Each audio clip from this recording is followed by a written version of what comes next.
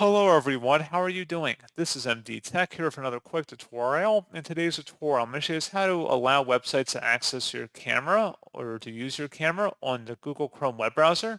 So this should hopefully be a pretty straightforward process here, guys. And without further ado, let's go ahead and jump straight into it. So all you have to do is open up Google Chrome and select the menu icon up at the top right, and then go down and select Settings. On the left side, you want to select where it says Privacy and Security.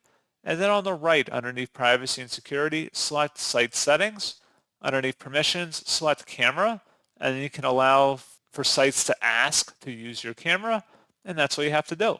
So pretty straightforward process, guys. And as always, thank you for watching. I do hope that was able to help you out. And I do look forward to catching you all in the next tutorial. Goodbye.